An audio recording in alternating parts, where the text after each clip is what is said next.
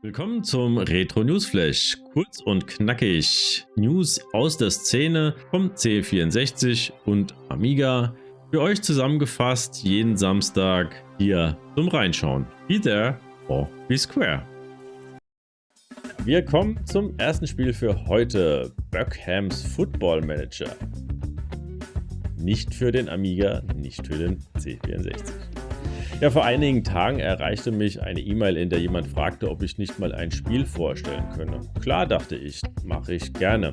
Kleines Problem, das Spiel ist nicht für den C64 oder Amiga, es ist für PC. Okay, dachte ich mir, nicht mein Thema, aber als er mir erklärte, um was es geht, dachte ich, das wäre eigentlich eine Ausnahme wert. Es geht um einen Fußballmanager im klassischen Stil der guten alten Fußballmanager-Spiele auf dem C64 oder Amiga. Spiele wie Football Manager, Bundesliga Manager oder Anstoß habe ich alle sehr, sehr gerne gespielt. Also, hier kommt Böckhams Football Manager von BitBeast Games. Vielleicht mal zur Geschichte, ganz kurz vom Entwickler selbst. Ich habe mit vielleicht 8 Jahren ein Handbuch vom C64 in die Hände bekommen und dort ein Basic-Listing für ein Würfelspiel gefunden und war absolut begeistert. Als Jugendlicher dann ein Amiga 500 gehabt, mit dem ich dann auch erstmals angefangen habe, Spiele zu machen. Richtig große Spiele waren das nie, viele sind auch nie fertig geworden, aber ich hatte viel Spaß damit. Fußballmanager habe ich immer gerne gespielt. Aber die sind mit der Zeit ein echtes Komplexitätsmonster geworden, die mir keinen Spaß mehr gemacht haben. Also wollte ich gern was Modernes spielen, aber mit der Einfachheit und schnellem Spielfluss von früher. Als ich das nicht gefunden habe, habe ich eben meinen eigenen Manager begonnen. Ich habe Unity als Game Engine gelernt und seit 10 Jahren werkle ich hobbymäßig neben der Arbeit an dem Spiel.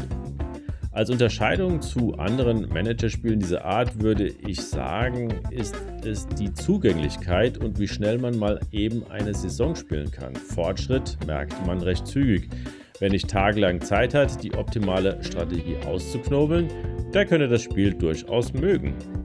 Ein weiterer Punkt sind die dynamischen Story-Events. Da habe ich versucht, nicht nur ein mechanisches Durchklicken von Screens umzusetzen, sondern eben eine Geschichte erlebbar zu machen.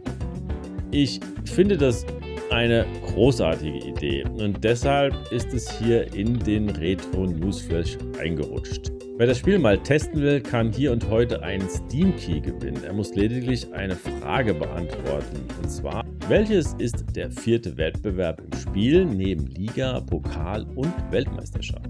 Als kleiner Tipp, die Antwort findet man leicht auf der Steam-Seite des Spiels in den Screenshots. Ich habe euch die Seite in der Videobeschreibung verlinkt. Alle, die einen Kommentar mit der richtigen Antwort hinterlassen, nehmen an der Verlosung teil.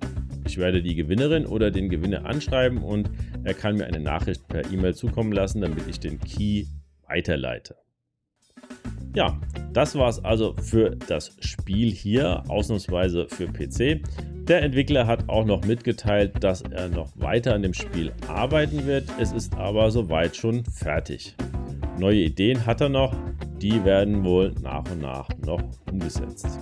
Ich wünsche euch auf jeden Fall viel Spaß bei der Verlosung oder eben beim Kauf auf Steam. Der nächste Titel. Ein weiteres cooles Spiel wurde von Windigo Productions vor ein paar Tagen veröffentlicht. Windigo Productions haben mittlerweile eine Reihe von interessanten und guten Spielen veröffentlicht. Battle for Kronos, Deathflood, Dungeon of Doom und Devolution sind einige davon. Das neueste Commodore C64 Spiel heißt Shipwrecked und kann über itch.io und über die Webseite ka-plus.pl erstanden werden. Sie sind der Kommandant einer Mannschaft von 8 Astronauten auf ihrer Reise zum Mars. Ziel der Mission ist es, einen Brückenkopf für die weitere Kolonialisierung und die Durchführung wissenschaftlicher Experimente zu errichten. Die Dauer der Mission auf dem Mars selbst ist auf etwa 2 Jahre angesetzt. Es wurde bereits einige unbemannte Raumschiffe losgeschickt, die ein Habitat und eine Basisinfrastruktur zu einem sorgfältig ausgewählten Landeplatz transportierten. Obwohl sich der größte Teil der Ausrüstung bereits auf dem Mars befindet, wurde wertvoller Frachtraum mit Notfallausrüstung gefüllt für den Fall, dass die Ladekapsel nicht an ihren genauen Zielort ankommt. Dieses Spiel ist ein komplexes Rätsel, bei dem Sie viele Abhängigkeiten berücksichtigen müssen, während Sie Ihre Aktionen aus einer Vielzahl von Möglichkeiten planen, um das Überleben Ihrer Mannschaft zu sichern. Es gibt mehrere Lösungen und jedes Element in diesem Spiel hat mindestens einen Zweck. Manchmal ist der Zweck offensichtlich, manchmal muss man auf Details achten. Ja, soweit der Entwickler. Wer sich auf das Spiel einlässt, hat jede Menge Spaß beim Ausprobieren. Am Anfang sind die Funktionen und die einzelnen Möglichkeiten vielleicht nicht ganz klar oder offensichtlich. Es braucht also eine Weile, bis man mit dem Spiel und den Mechanismen vertraut wird. Das Spiel kann auf allen C64 mit PAL oder NTSC gespielt werden. Es wird lediglich ein Joystick benötigt. Ja, ich wünsche euch auf jeden Fall viel Spaß damit beim Retten der Crew.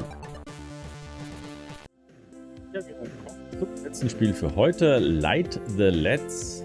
Der Amiga hat sicherlich bei vielen von uns das Leben mitgeprägt, sei es in der Jugend oder eben bis heute. Jetzt ist es an der Zeit, diese Momente noch einmal mit einem Spiel zu erleben, das nicht nur deinen Verstand herausfordert, sondern auch deine Liebe für die Technologie und Innovation, die eine ganze Generation geprägt hat.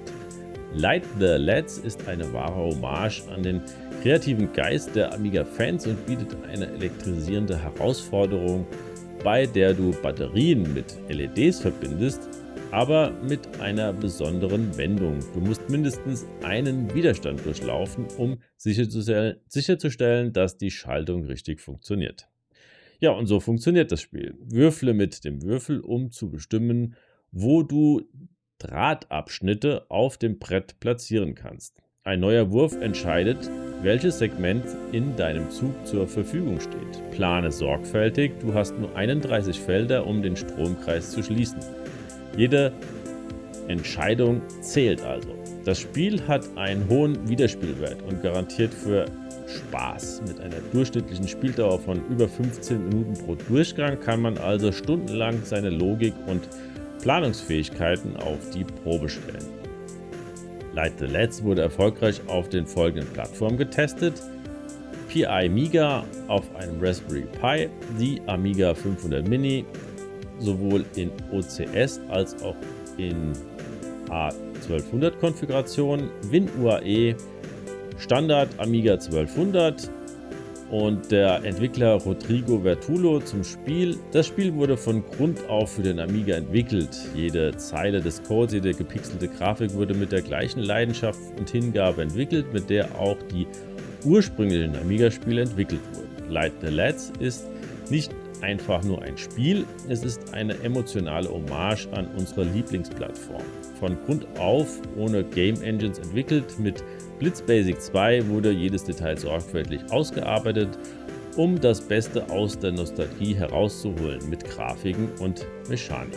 Das Spiel kann auf itch.io heruntergeladen werden und wie immer an dieser Stelle, wer es herunterlädt, sollte dem Entwickler nach Möglichkeit einen kleinen Betrag zukommen lassen. Ich wünsche euch auf jeden Fall viel Spaß damit. Ja, und das war es dann auch schon wieder für den Retro Newsflash für diese Ausgabe. Ich hoffe, ich konnte euch wieder etwas updaten mit neuen Spielen. Wer Lust und Laune hat, darf natürlich gerne den Kanal abonnieren. Das verhilft mir dann wiederum weiter, motiviert zu bleiben. Ansonsten hoffe ich, sehen wir uns in der nächsten Ausgabe. Bis dahin macht's gut. Ciao.